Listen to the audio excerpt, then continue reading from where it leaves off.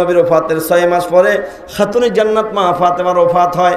যেদিন ফাতেমা খাতুনে জান্নাত মা ফাতেমা রাদিয়াল্লাহু তাআলা আনহা যেই রাত্রে ওনার ওফাত হয়, ওই রাত্রে আলী কারামাল্লাহু ওয়াজহু ওনার পাশে বসা, দুই পাশে কলিজার টুকরা হাসান হোসেন রাদিয়াল্লাহু তাআলা আনহুমা বসা, তিনজন কান্দেন।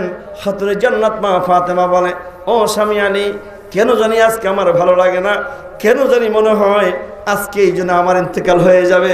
ও স্বামী আলী, বিদায় বেলায় যদি মরে যাই, আপনি স্বামী আমাকে একটু ক্ষমা করে দেন, কারণ আমি আপনার খেদমত করতে পারি নাই, আপনার সেবা করতে পারি নাই। আলী কারামাল্লাহু ওয়াজহু বলে, ফাতেমা তুমি কেন আমার কাছে ক্ষমা চাও? আমার ঘরে আসার পরে খাওয়া দিতে পারি নাই, কাপড় দিতে পারি নাই। দু জাহানের বাদশা যদি হাসর ময়দানে আমায় জিজ্ঞাসা করে, আলী রে আমার ফাতেমারা কেন কষ্ট দিছো, কি জবাব দিব? ও ফাতেমা, তুমি কেন ক্ষমা চাও? বরং আজকে বিদায় বেলায় তুমি ফাতেমা আমি আলীকে ক্ষমা করে দাও। খাতুনে জান্নাত মা ফাতেমা নিজেও কান্দেন, আলী কারামাল্লাহু ওয়াজহু কান্দেন, হাসান হুসাইন কান্দেন। খাতুনে জান্নাত মা ফাতেমা বলেন, ও স্বামী আলী, আজকে রাত্রে যদি আমি মরে যাই, ওয়াদা করেন আমার মৃত্যুর খবর এই মক্কা মদিনার কাউকে দিবেন না। আলী কারামাল্লাহু ওয়াজহু বলে, ফাতেমা এটা কেমন কথা? তোমার মৃত্যুর খবর কেন মানুষকে জানাবো না?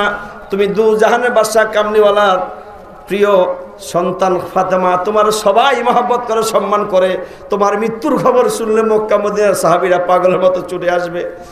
তবে কেন বলবো না সেটা তো বলো। বলে, ও স্বামী আলী, যখন পর্দার আয়াত নাজিল হলো, ওয়াকারনা ফি বুয়ুতিকুন্না ওয়ালা তাবাররাজনা তাবাররুজাল জাহিলিয়াতুল উলা, আল্লাহ যখন পর্দার ভিতরে ঢুকতে বলল, সেই দিন থেকে আজ পর্যন্ত দুনিয়ার কোনো বেগানা পুরুষ আমি ফাতেমাকে দেখে নাই।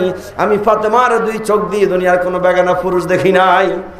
আমি ফাতেমা চাই আমার ওফাতের পর আমার কফিনটা, লাশটাও যেন দুনিয়ার কোনো বেগানা পুরুষ না দেখে।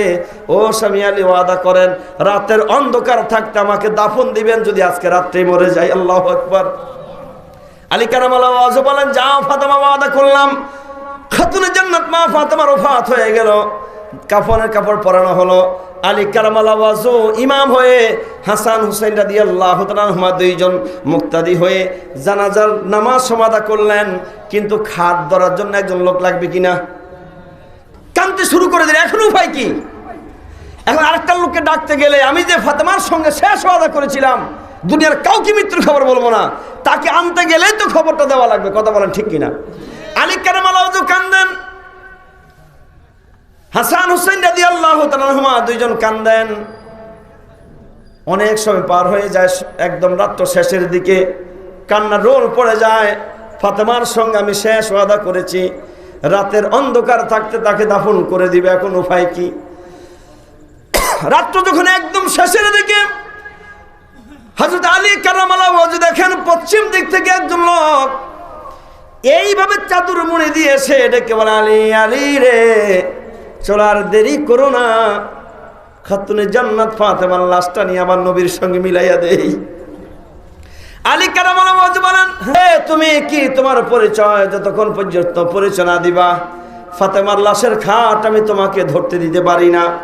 লোকটা মুখের কাপড় সরাইয়া বলে, আলী রে আলী, আমি দুনিয়ার অন্য কেউ নয়, আমি তোমার ভাই আবু যর গিফারি। বলে সুবহানাল্লাহ। আলী কারামাল্লাহু ওয়াজহু কি বলেন, আবু যর গিফারি রে, ফাতেমার মৃত্যুর খবর আমি দুনিয়ার কাউকে বলি নাই, ফাতেমার সঙ্গে আমি ওয়াদা করেছি ফাতেমার মৃত্যুর খবর দুনিয়ার কাউকে বলবো না। ও আবু যর গিফারি, আগে ফাতেমার লাশের কাছে দাঁড়াইয়া বলো, কার কাছে তুমি ফাতেমার মৃত্যুর খবর শুনছো? যতক্ষণ পর্যন্ত না বলবা, ফাতেমা যতক্ষণ পর্যন্ত না বুঝবে আমি দুনিয়ার কাউকে খবরটা দেই নাই, ততক্ষণ পর্যন্ত ফাতেমার লাশের খাট তোমার ধরতে দিতে পারি না। আবু যর গিফারি ডেকে বলে, আলী, আলী রে আলী, অন্য দিনের মতো আমি রাত্রি সার নামাজের পরে ঘুমিয়েছিলাম। আমি ঘুমের ঘরে রাত্র যখন গভীর হয়ে গেল, আমি আবু যর গিফারি দেখলাম দু জাহানের বাদশা কামলিওয়ালা শাফিউল মুজনিবিন রাহমাতুল আশিকিন উম্মতের কান্ডারি নবী মুহাম্মদ রাসূলুল্লাহ সাল্লাল্লাহু আলাইহি ওয়াসাল্লাম, আমি আবু যর গিফারির ঘরে হাজির হয়ে যাই। আমার নবী আমি আবু যর গিফারির ঘরে এসে আমার কাঁধ মোরকে হাত দিয়ে নবী কান্দে বলে, আবু যর গিফারি রে, ঘুমাও বুঝি রে, আরাম বুঝি করো রে। ওই দিকে আমার মেয়ে খাতুনে জান্নাত ফাতেমার লাশের খাটটা ধরার মতো একটা লোকের অভাব। যা আবু যর গিফারি, আর ঘুমাইস না রে, যা যা হাসান হুসাইন আর আলীর সঙ্গে আমার মেয়ে ফাতেমার লাশের খাটটা ধরে আমার মেয়েটাকে আমি নবীর সঙ্গে মিলাইয়া দে। আল্লাহু আকবার, আরো জোরে বলি আল্লাহু আকবার। আলী কারামাল্লাহু ওয়াজহু বলেন, কে তুমি, কি তোমার পরিচয়? যতক্ষণ পর্যন্ত পরিচয় না দিবা ফাতেমার লাশের খাট আমি তোমাকে ধরতে দিতে পারি না। লোকটা মুখের কাপড় সরাইয়া বলে, আলী রে আলী, আমি দুনিয়ার অন্য কেউ নয়, আমি তোমার ভাই আবু যর গিফারি। বলে সুবহানাল্লাহ। আলী কারামাল্লাহু ওয়াজহু কি বলেন, আবু যর গিফারি রে, ফাতেমার মৃত্যুর খবর আমি দুনিয়ার কাউকে বলি নাই। ফাতেমার সঙ্গে আমি ওয়াদা করেছি, ফাতেমার মৃত্যুর খবর দুনিয়ার কাউকে বলবো না। ও আবু যর গিফারি, আগে ফাতেমার লাশের কাছে দাঁড়াইয়া বলো, কার কাছে তুমি ফাতেমার মৃত্যুর খবর শুনছো?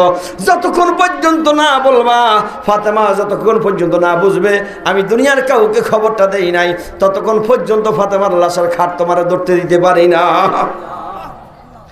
আবু যর গিফারি ডেকে বলে, আলী আলী রে আলী, অন্য দিনের মতো আমি রাত্রি সার নামাজের পরে ঘুমিয়েছিলাম। আমি ঘুমের ঘরে রাত্র যখন গভীর হয়ে গেল, আমি আবু যর গিফারি দেখলাম দু জাহানের বাদশা কামলিওয়ালা শফিউল মুজনিবিন রাহমাতুল আশিকিন উম্মতের কান্ডারি নবী মুহাম্মদুর রাসূলুল্লাহ সাল্লাল্লাহু আলাইহি ওয়াসাল্লাম আমি আবু যর গিফারির ঘরে হাজির হয়ে যায়। আমার নবী, আমি আবু যর গিফারির ঘরে এসে আমার কাঁধ মোরকে হাত দিয়ে নবী কান্দে বলে, আবু যর গিফারি রে, ঘুমাও বুঝি রে, আরাম বুঝি করো রে। ওই দিকে আমার মেয়ে খাতুনে জান্নাত ফাতেমার লাশের খাটটা ধরার মতো একটা লোকের অভাব। যা আবু যর গিফারি, আর ঘুমাইস না রে, যা যা হাসান হুসাইন আর আলীর সঙ্গে আমার মেয়ে ফাতেমার লাশের খাটটা ধরে আমার মেয়েটাকে আমি নবীর সঙ্গে মিলাইয়া দে। আল্লাহু আকবার, আরো জোরে